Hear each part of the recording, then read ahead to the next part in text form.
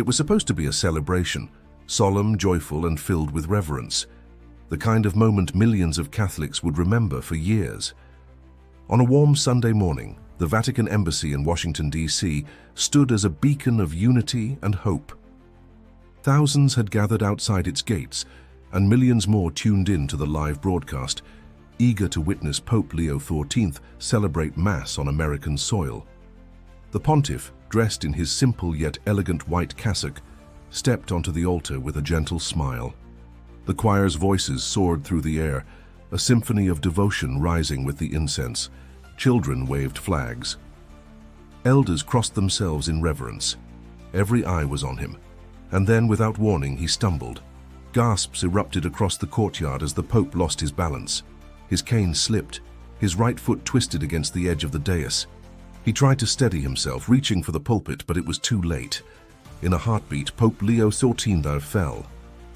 The sound of the microphone thudding against the marble echoed louder than any hymn. A collective cry broke out. Security rushed in. A cardinal dropped to his knees beside the fallen Pope. Cameras kept rolling. The live stream, watched by over 20 million viewers worldwide, did not cut away. It was a moment frozen in time. Before we go any further, if you find strength in stories that reveal the deep humanity behind power, hope behind pain, and grace rising from the unexpected, take a second to subscribe. We share narratives that move the heart and stir the soul. Back on the ground, Pope Leo lay still for several seconds. Then, with the help of 2 aides, he slowly sat up. His face was calm, even as he winced in pain. He pressed a hand against his chest, took a deep breath, and whispered something to the priest beside him. The microphones didn't pick it up, but the priest later revealed what the Pope had said. "Help me stand. The people need to know I'm not broken." Those words, simple and profound, began to circulate even before the ambulance arrived. The broadcast, initially filled with concern, quickly turned into something else, an outpouring of global emotion. Social media exploded. Pray for Pope trended within minutes. News channels cut to live updates. Faithful and secular alike shared their fears, their prayers, their admiration. But who was this man, this shepherd of over 1 billion souls, who inspired such reaction not just for his title, but for his humanity? Born Matteo Bellini in the countryside of Umbria, Italy, he had always carried a quiet strength. A former farm boy turned theologian, Matteo had risen through the church not by ambition but by relentless compassion. He walked with the poor, slept little, listened deeply. When he became Pope Leo XIV, he chose the name not for power but for courage, the kind of courage he would need that Sunday morning. In that moment of vulnerability, something more powerful than a sermon unfolded. The image of the Pope, white garments against the hard stone, pain evident but dignity intact, struck a chord deeper than doctrine. It reminded the world that even the greatest among us can fall, and that sometimes it's the rising that defines the legacy. As the ambulance doors closed and the sirens wailed into the streets of Washington, the silence left behind wasn't empty. It was full of questions, of prayers, of awe. The man in white had fallen. But the world was already beginning to see. This fall might just lift us all. Long before the title, before the robes, before the adoration of crowds, there was a boy named Matteo. In the rolling hills of Umbria, where olive groves bathed in golden sunlight and ancient stone churches clung to the earth like prayers etched in rock, Matteo Bellini first learned the language of silence. Not the silence of absence, but the kind filled with presence, the rustle of wind in the trees, the hum of bees near the chapel, the quiet sobs of a grieving father. Matteo was just 10 when his mother died. Cancer took her quickly. Her final days were marked by prayer, not for healing but for peace. She told him, "Love is stronger than death when it lives in others." He never forgot that. His father, Pietro, a rugged farmer with hands calloused by seasons of labor, didn't talk much afterward. They worked the fields at dawn and prayed together at night. It was during those long days, driving mules and sowing seeds, that Matteo began to ask deeper questions. Why does God allow pain? What is the purpose of grief? Can love survive loss? At 14, after a chance encounter with a traveling monk who spoke of finding joy in poverty, Matteo felt a call.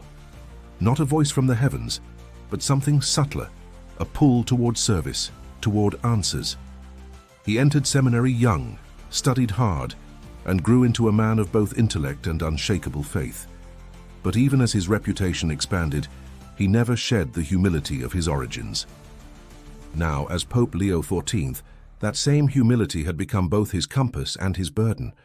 What most didn't see behind the cameras and speeches was a man stretched to the edge. Since his election, Leo had refused to slow down. He visited war zones, washed prisoners' feet, met with leaders from opposing faiths and ideologies. His days began before dawn and ended well past midnight. He read every letter that reached his desk, even those written in childish scrawl or bitter ink. In private, aides begged him to rest. Doctors warned him. His closest confidant, Father Giulio, once told him, "Holy Father, even Christ rested."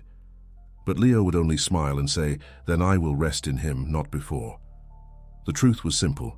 He had been pushing through exhaustion for months. A recent flu had weakened him. He had skipped meals, delayed checkups, ignored the swelling in his joints and the tightness in his chest, not out of pride, but because he believed the world needed his presence more than his comfort. On the morning of the Mass, he felt it, just before stepping onto the altar. A wave of dizziness, a tremor in his leg. He gripped his cane harder, whispered a prayer. "Let me not falter before your children." But even the strongest vessels have limits. When he fell, it wasn't only gravity that brought him down. It was the weight of a man carrying too much for too long in silence. The world saw a stumble, but those who knew him recognized something else, the cost of devotion. And that cost was now visible in bruises, in swelling, in eyes clouded not by fear but by fatigue. As news of his collapse circled the globe, headlines screamed. Was it a stroke? A sign of something deeper? Within minutes, experts were speculating. Papal analysts debated protocols. But the man himself, somewhere between pain and prayer, was beginning to reflect, not on the fall itself, but on what it revealed. The ambulance sped through the streets of Washington, escorted by local police and Vatican security. Inside, Pope Leo XIV lay on a stretcher, pale but conscious. He murmured the rosary under his breath, clutching a wooden crucifix worn smooth from years of handling. The medical team moved swiftly. Protocol demanded urgency, but Leo's expression was calm, even serene. At the medical center, tests were immediate. X-rays, MRIs, blood work. The diagnosis came quickly. A fractured wrist, several bruised ribs, dehydration and acute fatigue. He would recover, but he would need rest, real rest. The Vatican issued a brief statement. His Holiness is stable, conscious, and in good spirits. He is receiving excellent care, and thanks all for their prayers. What they didn't report was the conversation unfolding behind the hospital door. Father Giulio sat beside the Pope's bed. For decades he had been Leo's shadow, his confidant, his counselor, and perhaps the only man who dared speak to him with blunt honesty. "You knew this was coming," Giulio said gently. Leo managed a small smile. "I thought I could outwalk it." "You almost did," Giulio replied, "but even saints stumble." The room fell into silence. Machines beeped rhythmically. Outside the window, the city moved on. But inside, time seemed suspended. Leo turned his head slowly. "I have asked people to carry so much. I thought if I showed weakness, it would diminish the strength they needed." Giulio reached for his hand. "You gave them an image of courage, not invincibility. And now you've shown them the difference." Across the world, the faithful responded with overwhelming emotion. Churches opened their doors for prayer vigils. People lit candles in streets. Thousands gathered outside the hospital, singing hymns softly into the evening air. Messages poured in, handwritten letters, digital posts, phone calls. One child from Brazil wrote, "Dear Papa Leo, don't worry, Jesus fell 3 times and he kept going." A woman in Japan who had left the church decades ago sent a single sentence, "Today I prayed again." Even critics, journalists, skeptics, political commentators began to speak differently. Not about policy or doctrine, but about grace, about vulnerability, about the rare humility of a man who had always walked among the people and now lay among them. Inside his hospital room, the Pope read letter after letter. He wept quietly, not out of pain, but because something in him was shifting. For so long he had viewed his strength as a duty. Now he began to wonder if perhaps his brokenness had a different purpose, to draw people closer not to him, but to each other. He asked for a journal and began to write. Not speeches, not encyclicals, just thoughts, prayers, questions. The act of writing was slow. His wrist was wrapped tightly and his ribs ached with each movement. But still he wrote. 3 days after his fall, Vatican physicians advised against any public appearance for at least 2 weeks. But Leo was restless, not with impatience, but with calling. There are moments, he told Giulio, when silence becomes neglect. The people don't need a perfect pope, they need a present one. That night he asked for a camera. The staff protested. So did his doctors, but Giulio understood. He won't speak because he feels obligated, he explained. He'll speak because his soul is full. And Leo's soul was indeed full of pain, but also of clarity. He was ready, not to explain the fall, but to offer something deeper, a reflection, a gift, a message. And the world, still breathless, waited. The world had waited long enough. After 3 days of silence, the Vatican announced a special broadcast, a personal address from Pope Leo XV, live from his hospital room. No pomp, no protocol, just a man and a message. The announcement rippled across the globe. News outlets interrupted regular programming. Churches prepared public viewings. Schools suspended classes for students to watch. The world held its breath, not in fear but in anticipation. When the image finally appeared, it was not the Pope people expected. Pope Leo XIV sat upright in a hospital bed, his wrist in a cast, his cassock replaced by a simple white robe. His face was pale but peaceful, eyes clear and steady. There was no podium, no script. Only a glass of water beside him and the crucifix he had held in the ambulance. He began softly. "My beloved brothers and sisters," he said, "I speak to you not as your pontiff today, but as your brother." His voice wavered slightly, but his words rang true. "I fell," he continued, "not just onto stone, but into a truth I had forgotten, that the body breaks. And that breaking is not shameful. It is honest. It is part of being human." He paused. The silence behind his words was weightier than any cathedral. "I have always believed that my strength was meant to carry others. But now I understand. It is in allowing others to carry me that I have glimpsed grace." Viewers watched in silence. In homes, chapels, refugee camps, correctional facilities, across time zones and languages, the world leaned in. "I did not want to alarm you," he said, "but I must tell you, this moment has not been a curse, it has been a mercy. Because through it, I have felt your love, your prayers, your presence. And more importantly, I have remembered that leadership is not about standing tall. Sometimes it is about kneeling with the wounded."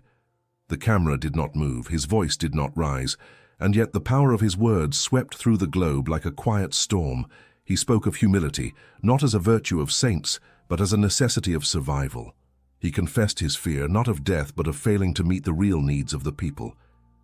He shared how the letters of children, the songs sung outside his window, and the whispers of strangers around the world had given him strength no medicine could offer. Then he paused again and looked directly ahead. "We are a fragile people," he said. "We bruise, we break, we bleed. But in our breaking we become something beautiful, if we allow ourselves to love. And to be loved." His final words were almost a whisper. "I promise you this, I will not waste this fall. I will walk again, not just for myself, but for every soul who feels they've fallen too far to rise." There were no trumpets, no dramatic music, just a man in white, broken yet whole, offering the most honest homily of his life. And in response, the world wept. In Rome, people knelt in the rain. In New York, strangers hugged outside churches. In Manila, bells rang, not for mourning but for awakening, because somehow the fall of a single man had lifted hearts across continents. The morning Pope Leo XIV returned to the pulpit, the world seemed different. The sky above St. Peter's Square was a soft grey, and yet the mood was luminous. Cameras were set, journalists watched, and pilgrims from every continent stood shoulder to shoulder. But there was no anticipation of spectacle, only a reverent stillness, as though something sacred was about to be restored. When he appeared, there was no grand fanfare. He walked slowly, his wrist in a brace, a discreet cane in his hand. The crowd did not erupt. They simply stood in quiet awe. His steps were deliberate, each one a quiet testimony to endurance. When he reached the altar, he paused and smiled, gently, like someone greeting old friends after a long journey. And then he spoke. "When I am weak," he said, quoting St. Paul, "then I am strong." That line, carried by speakers and screens, rippled across the square and beyond. In the weeks that followed his address from the hospital, something had shifted, subtly but unmistakably. Churches that had long sat half empty saw pews fill once more. Confession lines lengthened. Letters poured in, not only from believers but from people of other faiths and those of none who had felt something awaken in them. More than an emotional moment, his fall had become a movement. Inspired by the vulnerability he displayed, dioceses across the globe began initiatives focusing on priestly health, mental, physical, and spiritual. Retreats were restructured, schedules lightened. The Vatican launched a new program called Fortis in Fragilitate, Strength in Fragility, centered on care for those who serve others, but often forget to care for themselves. And at the heart of it all was Pope Leo, no longer just a symbol of papal authority, but of something even more enduring, a shepherd who had stumbled and let the world see the dust on his robe. His fall had changed perceptions, not by erasing his power, but by humanizing it. Where once his name was spoken with formal reverence, it now carried affection. He became a figure not only to admire, but to relate to. Weeks passed, then months, and in every speech, every appearance, he made no attempt to hide what had happened. Instead, he referenced it with the ease of someone who had befriended his pain. His fall was never dramatized, never milked for sentiment. It was simply remembered as a turning point. And for millions, it had been. In interviews, non-believers admitted feeling unexpectedly moved. Politicians quoted his hospital speech in calls for unity. Interfaith dialogues increased, sparked by a renewed belief that the divine could be found not only in perfection, but in shared vulnerability. It wasn't a miracle in the traditional sense, but it was something close. Before we close, if you found truth, hope, or strength in this story, please take a moment to subscribe. We share stories that honor not just triumphs, but the trials that shape them. And if your heart is stirred, there's another story waiting. Just click the video on your screen and let your journey continue. Because sometimes it's not the moments we stand tall that define us, it's how we rise when we fall. And Pope Leo XIV didn't just rise, he lifted the world with him.